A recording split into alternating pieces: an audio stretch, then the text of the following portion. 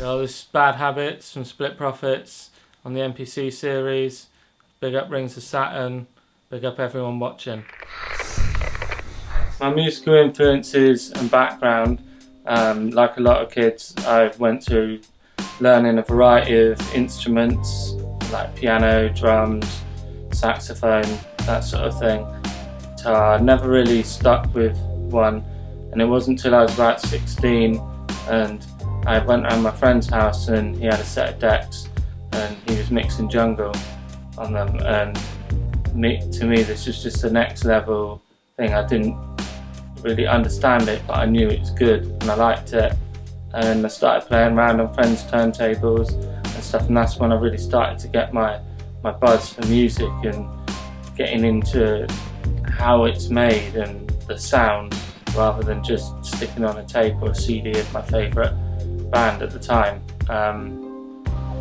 And then, so I guess, yeah, the influences was friends that I grew up with at the time who were doing DJing and stuff. No one was really making music at that time, but everyone was DJing. That was the thing to do, so that was how I got into it, and then obviously getting into the production side of it and stuff was the next progression from the mixing and doing raves and stuff with just DJing. And I knew I wanted to take it that bit further than just DJing at raves, and I wanted to start actually making these sounds that I was hearing. So it was jungle that I was first into making and stuff, but way before I was listening to hip hop. I didn't understand how they made it. I knew with jungle and stuff it was made on synths, and at the time Reason had just come out, and a friend of mine, he got a copy of Reason and he started showing me bits and pieces on how to use it, and yeah, for me that was just like, wow, this is a studio on your computer and I can make all these sounds that I hear in records. And so that's then when I started moving into the production side of it. But still, hip hop was kind of off the radar for me because I didn't get how they made the sounds. I knew they were sampling, but I didn't know how they were getting the samples. I didn't fully understand it. There was no one to show me where I grew up. I grew up in a little sort of village town.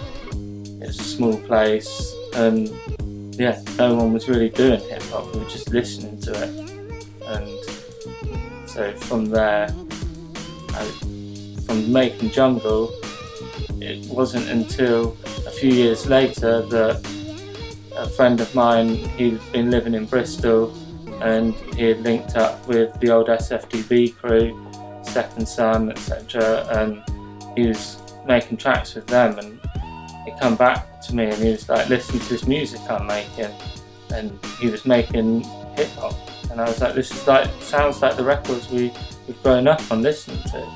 And from there he explained to me like, oh yeah, I went on the producer's house and he's using this machine, this MPC sampler thing, he's using this and he's taking bits off records and chopping it up, and then that's how he's doing it. And from that was the sort of first spark for me of like, maybe I can actually do this, maybe I can make it. But the first piece of musical equipment or whatever I got, I mean, I guess it was Reason to start producing on. I just had a real old beat up computer, and Reason sort of worked for me for a bit, but because I've been told, everyone's using these MPCs, and the more I looked into it, and I was like, what are these MPCs and stuff, and I was just wowed by what they did. So from there I bought my first MPC when I was like 22, I think, by the time I'd saved up the money to buy an MPC. And funnily enough, it was actually bought off Chemo. He was selling it and I just bought it off him on eBay, and he was nice enough to, when I bought it, he packed a few records in there for me with breaks on and stuff to help get me started. And that was the first bit of hardware that I bought, and that's where for me hip hop began, because it just made more sense to me being able to play it percussively rather than just visualising it all on a screen. Was I shown the ropes or did I pick it up? I had to learn it myself, really. I mean, the sampler sat there for months because all I had was the actual Akai instruction manual, and anyone who's used them knows that they're quite hard to understand, and I was trying to get my head around it. I had used an SO1 sampler at college, like briefly, and I knew roughly how to load a sample in, but I didn't know how to do the rest of it. For me, it was a big learning curve, and it was early YouTube days, so there wasn't really any tutorials, and I just didn't know anyone myself personally who was using them, so yeah, I just had to teach myself and get my head around the process of, rather than blocks on a screen, working with numbers on a screen. It was a tough learning curve, and I still think I'm learning stuff all the time. That was the 2000, MPC 2000. Obviously since then I've got a 2500, and that's a different operating system again. So, but the JJ operating system that I use on there was a lot easier to understand, so for me it just all made sense, and it's been an easy transition. How steep did I find the learning curve on the MPC? Well, pretty difficult, to be honest with you, because where I'd started on software using Reason, I'm very used to just, you can edit in blocks on the screen, and with the MPC 2000 it didn't have that, it's all numbers on the screen, so you didn't have any sort of step sequencer in it, so it was just getting my head around using that to sequence, and you did have a very basic sort of waveform when cutting up samples, but at the same time that was just, it wasn't easy to use, but it definitely took some getting around learning how to use it, and not being able to watch other people doing it probably made it a bit longer. But yeah, and like I say, I'm still learning stuff all the time on what, different techniques and different little tricks it can do. It's just an amazing, powerful machine, and the possibilities really are endless on it. So it's constantly learning, constantly. Okay, and do you still own this MPC? Do I still own the 2000? No, I bought the 2500 because I was getting so wound up with the whole thing of having zip disks on the 2000, and the zip disks were expensive and they get damaged easily and files were corrupt. So I bought the 2500 because it had the hard drive, but I wish I kept the 2000 because the sound on the 2000 is a lot nicer. But yeah, at the time I was moving house and I'd spent my house deposit on buying on the MPC 2500, and my girl said to me, like, yeah, you spent the money, you're gonna have to sell the 2000 and get the money back. So yeah, I kind of had to do that, which gutted about, but maybe one day I'll have one again. Do I feel it's the right piece of gear to kickstart me? I do, yeah. I think for me I just feel very comfortable working with the MPC. Other people have said to me about like Machine or whatever, and even like with the Renaissance and stuff, that you can, where they're software integrated, you can do more with them. I'm just not very trusting in computers. So many computers I've had that just break down, files corrupt and stuff, but with my MPC I think it's crashed twice, and I've had it for like 8-10 years or whatever now, and it crashed twice on me.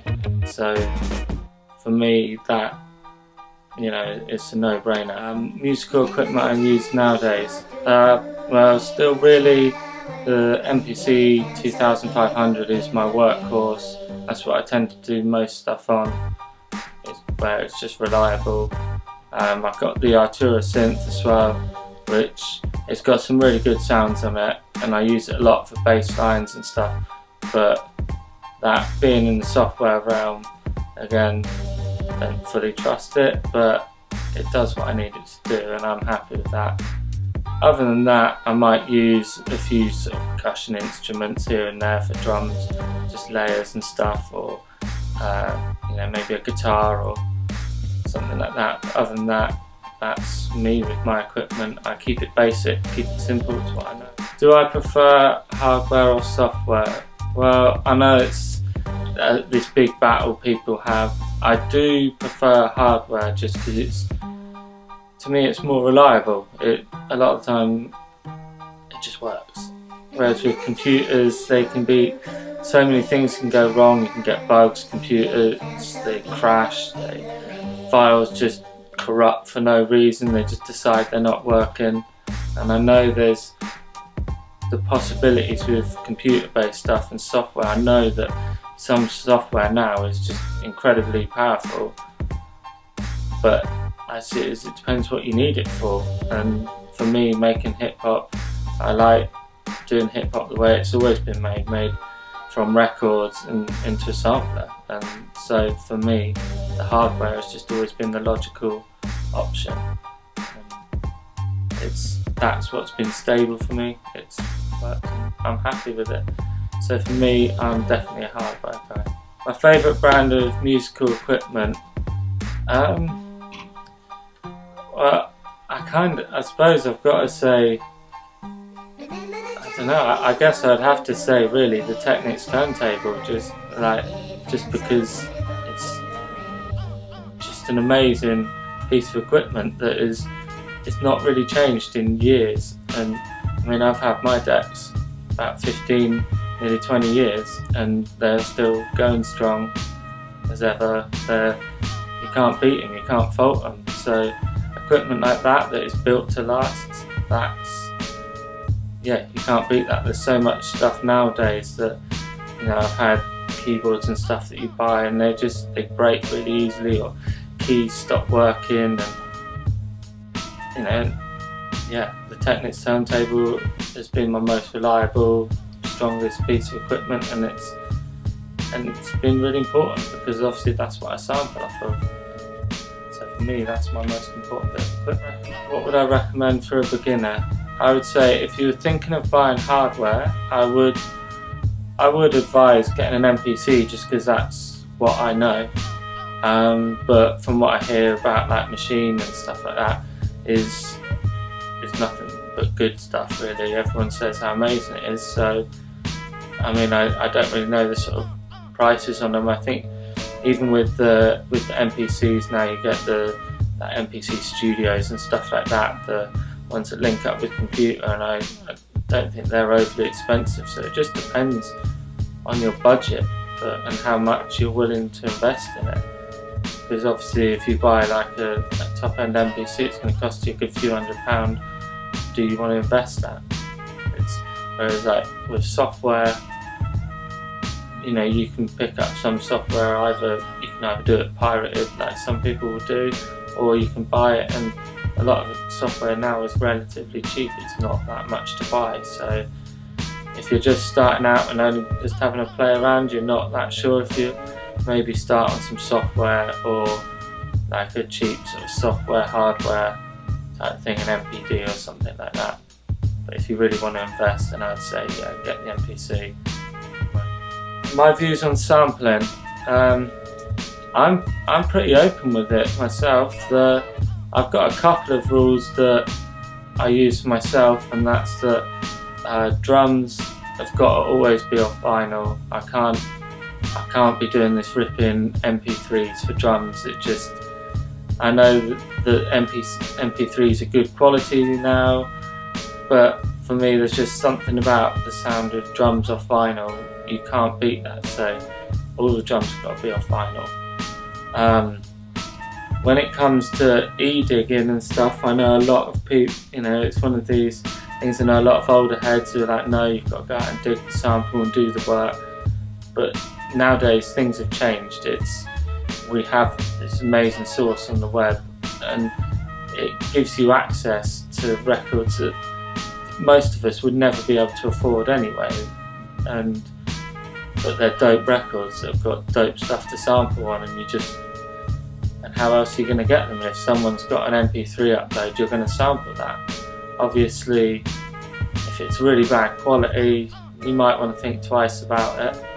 But I do sample from MP3 sometimes. I'll try my hardest to sample off vinyl, just because with the pitching of vinyl, you can pitch it a lot more without it actually distorting, because it's the whole waveform rather than a lossless bit file, like a file that is chopped up and degrades when you speed it up or when you slow it down. And yeah, that for me, I'm open to both sources, e-digging or vinyl digging, but you can't beat going out and just digging in the crates and finding crates. What genre do I find myself sampling? I wouldn't say so much I sample specific genres, but I do sample stuff like, at the moment I'm big into like sort of my Polish and my Russian and Bulgarian samples, just anything sort of weird and obscure. I just look for things that I haven't heard of,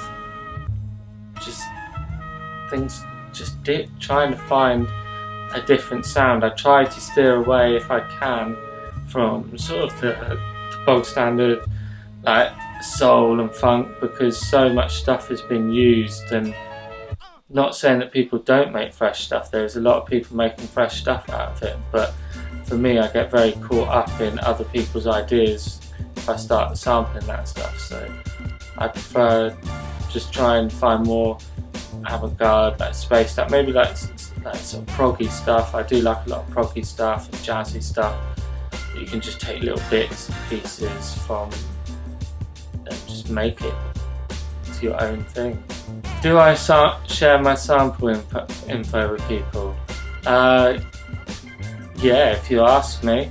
I'm not that precious about it, because at the end of the day, I think, yeah, if I'm not going to just openly just go out and start telling everyone, because I think it's fun to some people. I know it's fun digging, and when I come across a sample I know someone's used and I find it, and it's a little like wow moment for me, and I hope sometimes there's some people doing that with my music. But personally, yeah, I don't really care. If you want to know what I've sampled, come ask me, come find me, whatever. I'm down to share the knowledge. How do I acquire my samples? Well, I mean, I touched on it earlier. I was saying that I do try primarily to get my stuff on vinyl if I can. A lot of the time I'll be digging on YouTube and things like that, just listening out for samples, and when I find things I like, then I can look on Discogs and eBay and stuff, or I just go out around town to record shops, charity shops. Still always, you know, it's hard to find them in charity shops now, but you do come across gems still that just are nice, and sometimes you find stuff that isn't on the internet because people consider it shit, but it's got a gem of a sample, and that's where sometimes I think that beats the e-digging, because e-digging, that source is open to everyone, so everyone can pretty much find that if they want. If you might think you've got this blog that you found that's got the gold on it, which might have the gold on it, but then everyone else might have found that same thing. And I've done it so many times with samples I've e-dug. I've gone around other producers' houses and stuff, they played me some beats and I'm like, oh yeah, you've been on that blog or whatever, and they're like, yeah, and we've been sampling the same thing. So trying to keep it different. I do still think that going out and digging for hard copies of vinyls, it's still the better way to do it myself, but that's not a snobby thing, it's just personal preference. Favourite sampler? Well, I've only really ever used Akai samplers, the SO1, the MPC 2000, 2500, and I did have a MPC 500 before, and I've I've used people's 1000s. I've got to say I do love the 2500, apart from if it had the sound of the 2000 XLs and stuff like that, if it had the same analog digital converters, then it would just be the most perfect machine, I think. It's, with the hard drive and stuff, and it's portable enough, you can take it about, and yeah, I really rate that. So for me, the 2500, yeah, is the best sampler for me, and I'm so happy with using it. It's good for me. Okay, my favourite software, I would say, would have to be Nuendo, as that's what I've used pretty much all my production life to do all my sequencing, and I just know my way around it. It's exactly the same as Cubase, but I know it. That's how I've worked. So, and for me, it's more about knowing the tools that you're using rather than getting all the latest things. I tried that when I was younger, getting various different plugins and different sequencers and trying them all out, and you never have time to just learn one properly. And so, yeah, I stuck with Nuendo, and that for me has worked for me. So yeah, that would be my favourite piece of software. The most essential part when making a track for me would be, it is a bit of both, but really the drums is to me what drives hip hop. It is a lot about the drums, because samples, you can sample all sorts of weird stuff. People sample computer games, nursery rhymes, whatever, prog rock, even pop songs, whatever. So the music side of it, you can fuck it up a bit, do what you want. So the sampling side of it, that is fun, but you can make that work around the drums. But the drums, I feel, are just such a key point. I don't always start with the drums, but for me, it's, if you don't get the drums right, then the track's just not going to work, however good the sample is. Best MPC current and golden era. Well, for me, I love the sound of the 2000 XL golden era. That, to me, I know was used on a lot of hip hop records that I grew up listening to, and it's got the same analog digital converters as the 2000, and it's just got that crunchy sound, and I think that's what I love with those machines.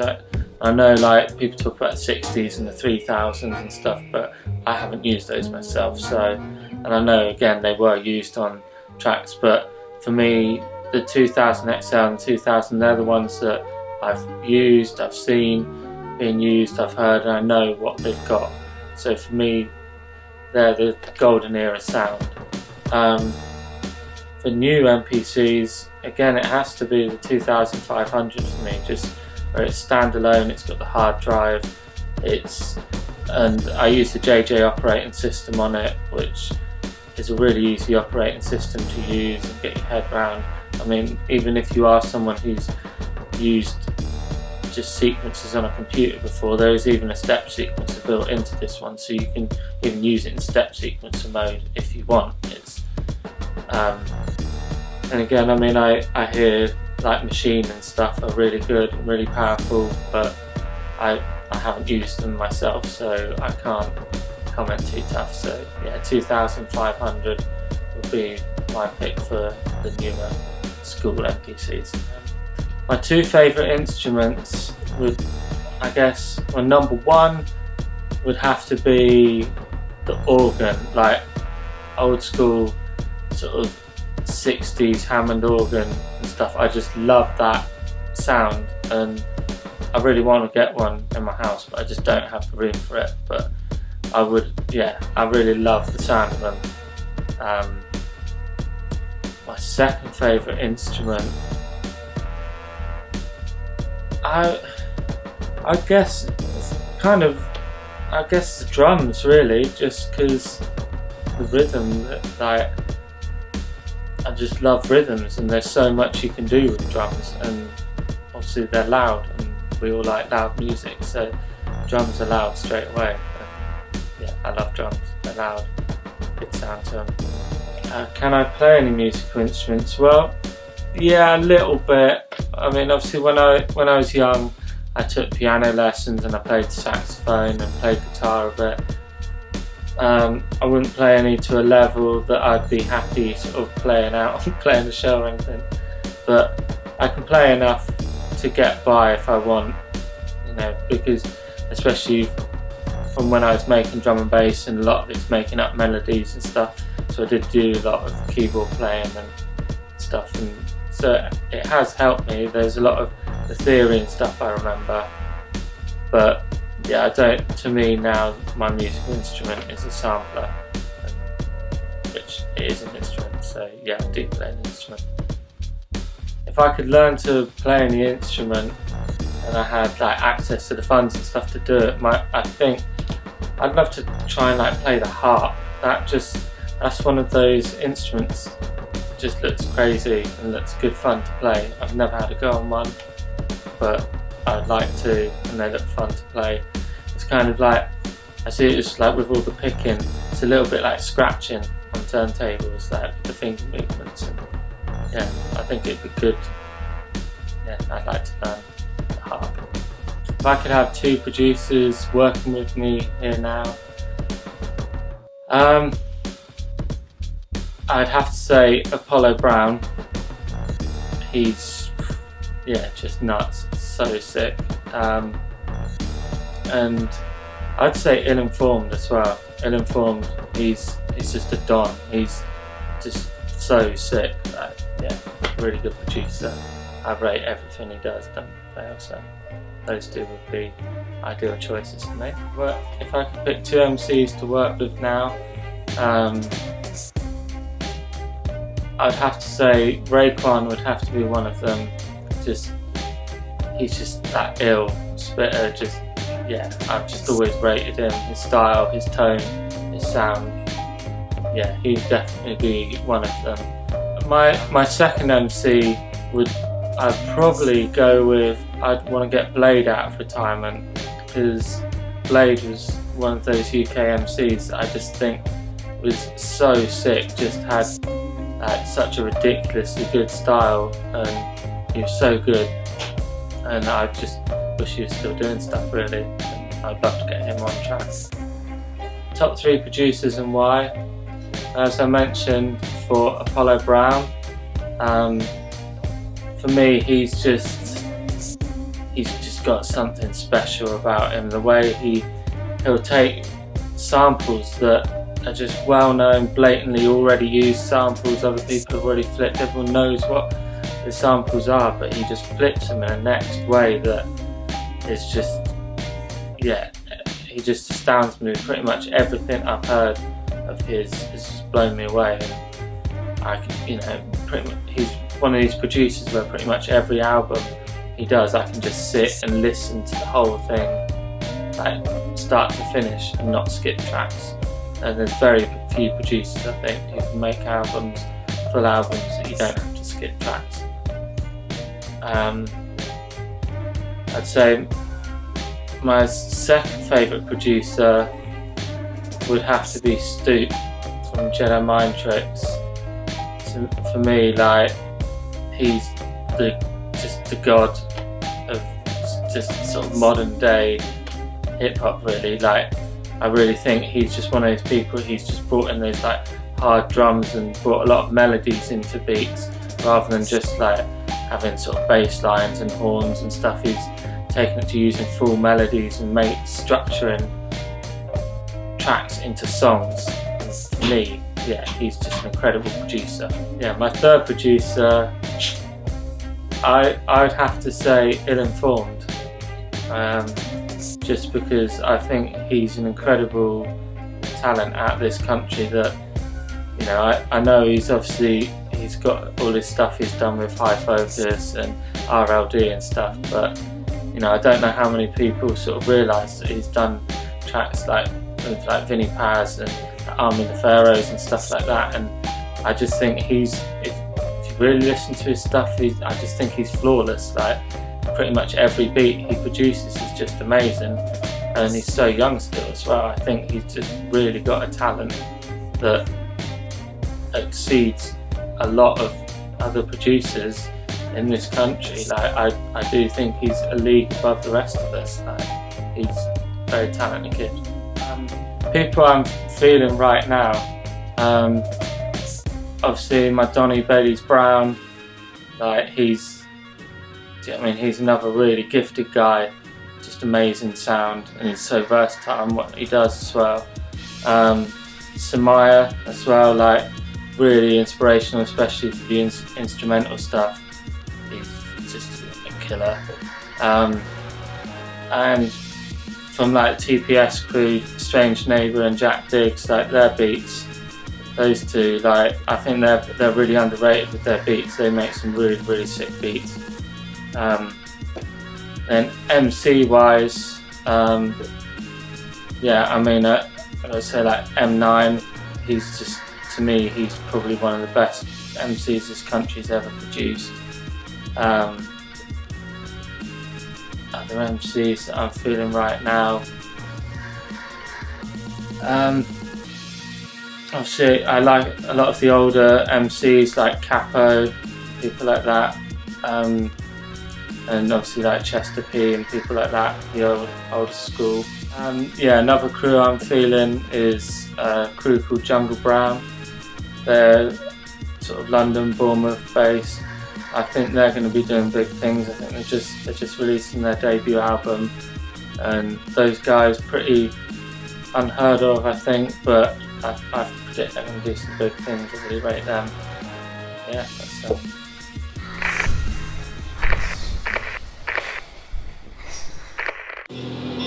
Okay, this track is a beat from an instrumental album that I'm planning. I'm in the planning process. I've been making beats for years and I've never actually bothered putting just that purely instrumental project. I've always worked with rappers, whether it be with my old Krate Krusaders stuff, with Clarity, with Split Profits, whatever. And I guess it was really like the boom bap beat battles that kind of inspired me to just, you know, make some instrumental stuff. Why not? People like instrumental stuff, and so I'm going to attempt to do it, but there's always so many projects going on within the crew, it makes it hard to concentrate on my own personal stuff, because I end up doing a lot of stuff with the mixing and stuff for everyone else.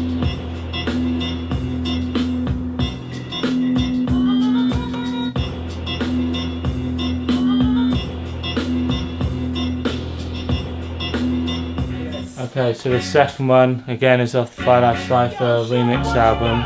It's the original, it's Bad Man from the West. So, it's classic Napa beat.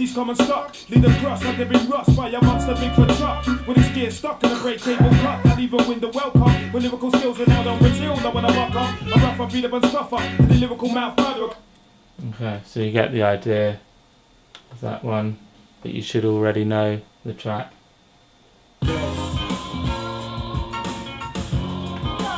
I had to play around. It was quite a hard one to get the lyrics to sit right on a beat with this. So, but this sample just seemed to work. It's a completely different feel to the original. The original is quite steppy. This is just more chilled, funky, laid back. It's quite a different sort of style of beat to what I'd usually make as well. But that's the thing with beauty of remixing, is it sometimes forces you to use sounds you wouldn't normally use when you're making something from scratch for a project.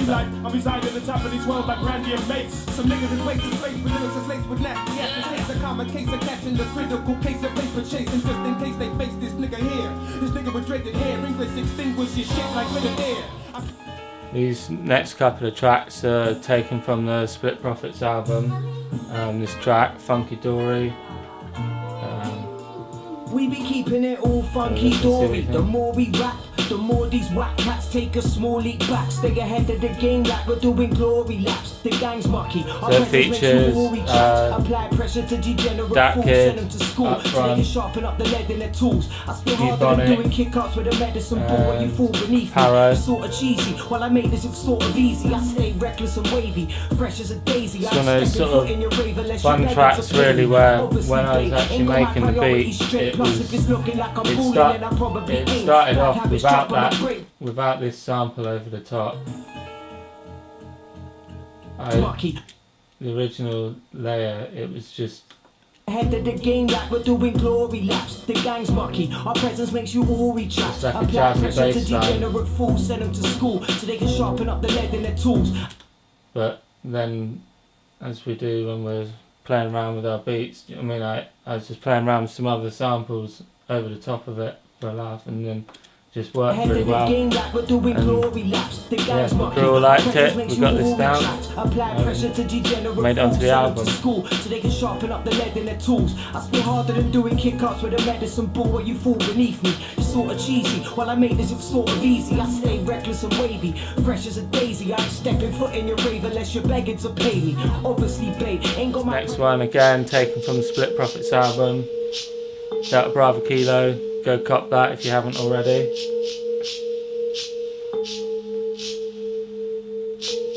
And this one features Rez, Bill Nex, Dat Kid. Just that gritty, raw. Yeah, I pen my rhymes like prison, caught my lines rare. And if you get them, you're probably not on a high chair. Hi there, yo, go get a mic cord and wrap it round your pipe. We're catching an early preview as well, so it's not completely finished. There's still cuts to come from Sammy B-side. We got Sammy B-side. He's going to be doing the cuts for it. So they switched it up to Miss Sexy, better to school. Big blatty sweaters ignored, never checking the board or rest of the course. Rest it assured, the force checking our source. Respected the law. I'll play a bit of the start of Bill Next verse as well. It's a heavy verse from Bill. City street renegade, masked up like Leatherface. Fuck it, I'll be chilling, but I'm back and now I'm setting pace. I've turned this bit as over pocket checking face. Serving something up like Sharapova, you can check the ace, I put it out my sleeve. Punchline King, Bill Next. Pulling on a weed, for your thing like you pull sicky, just a breeze. Promoters acting sticky with the fees, get the flight, your tiger lead from that EK before we leave. I'm on some mentalist, veteran, I got stripes like a Juventus kid. Kinda tip, I type, I like the stick, and then I enter it. I told these man the wrong side, we invented it. Delta Bravo Kilo, what you then construct your stilo like a dent, kick off rappers. Okay, so this is another instrumental from the beat tape. Thought I'd give you a little insight, and there you go into a sample.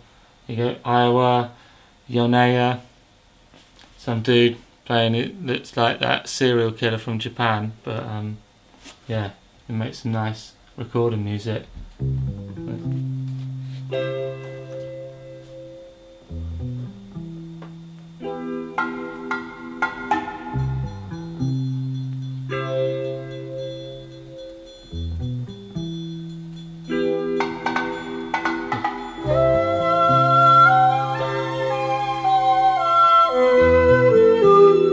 If you can't guess what the sample is from that, then my flip of it, I'll play the MP3.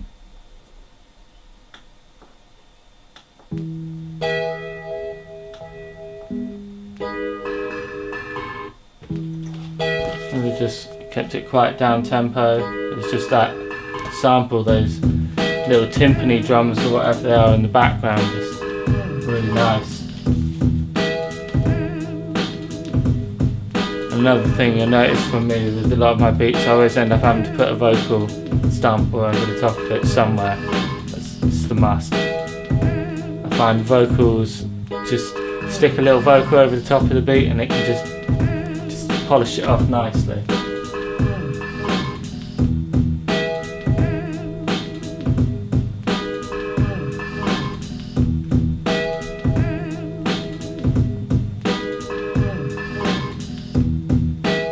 Okay, next track, again from the instrumental project, sample taken from Gorky Park, the James Horner soundtrack. As you can hear, it's one of those big orchestra sounding loops that sometimes when you're making hip hop, I find you just find those loops that have got everything, you just loop it. some people call it cheating, but if it makes a heavy track, you can loop it, add some drums. I'm game for it. It's all, at the end of the day, it's all sampling, isn't it? Okay, and then this is what I did with it.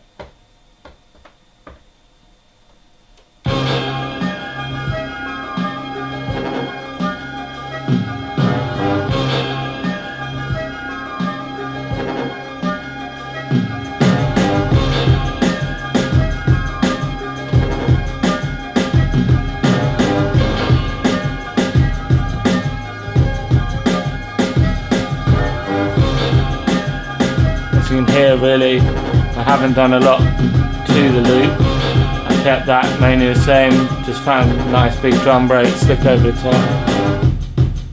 You can hear.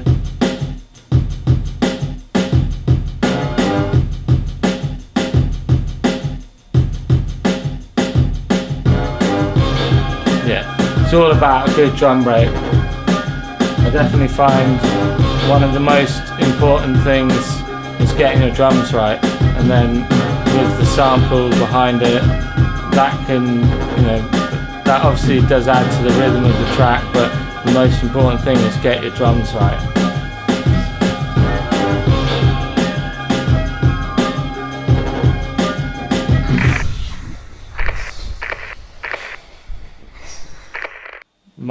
My creative process, I use the MPC 2500, that's my workhorse.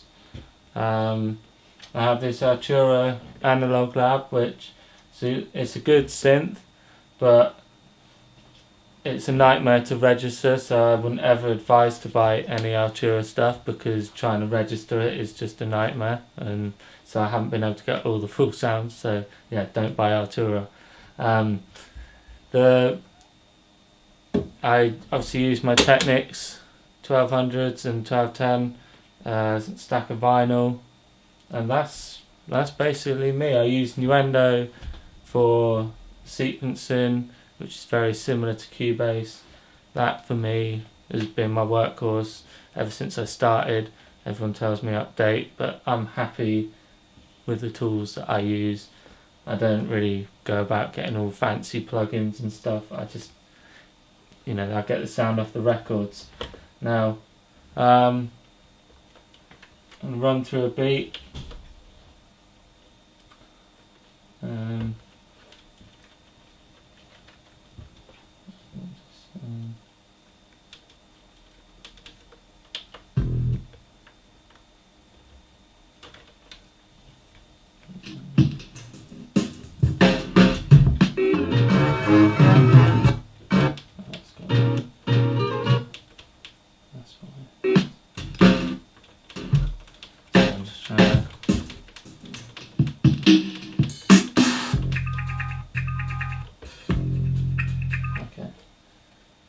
Okay, so I'll play the original sample that I started with.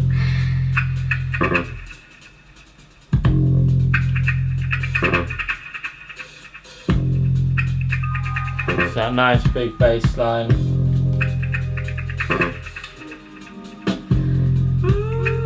the vocals.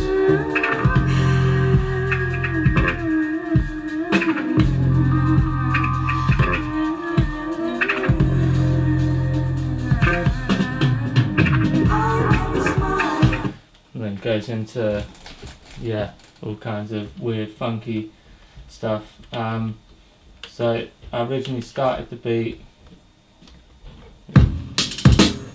I'll often just start with a basic drum rhythm. I'll just start with just a kick and a snare, maybe just one basic hat, even if they're not the sounds that I'm going to use in the finished song, just so I can start chopping the sample, and then I can start arranging it how I kind of want to start getting the groove for the track, and then I can alter my drums afterwards.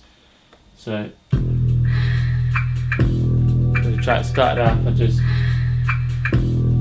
that's the original sample we had cut up, and then with that I actually had the drums.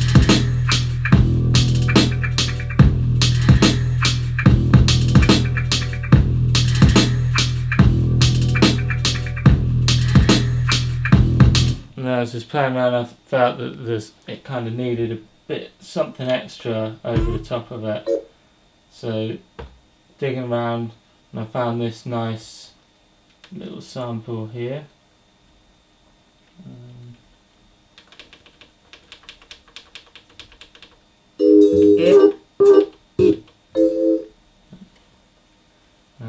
Yeah, I found this nice little sample here.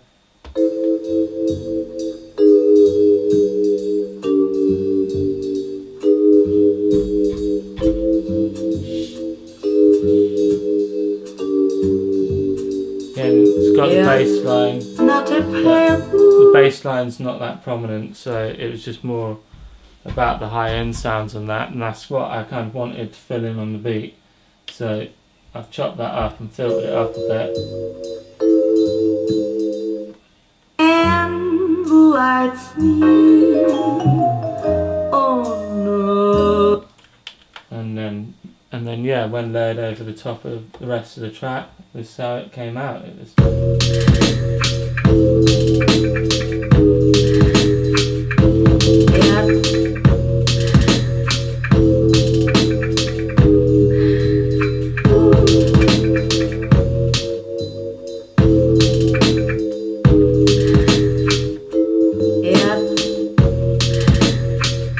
a lot of time when I'm sequencing, I'll just play around with the track in the MPC so I can cut out drums and just get the feel for it and sort of almost play the track live and start using the MPC more like the instrument and triggering sounds.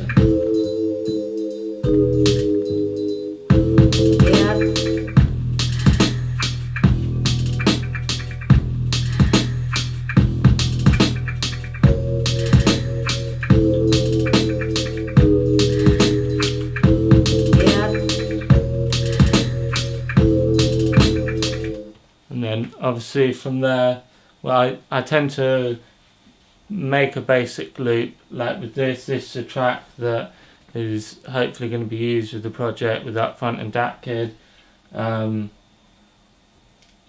with it I'll just tend to make a loop. I'll just make like a 4-8 bar loop, give that to them, then they'll go off, they'll record to it, write to it, record to it, come back. And then once I've got the vocals, then I'll start making the track around it a bit more and start editing it into being more of a song than just a loop. And all that I'll tend to do when I bounce it into Nuendo. That's when I'll start the mixing process and playing around with effects, and then obviously then gets onto mastering and then hopefully makes it onto people's projects.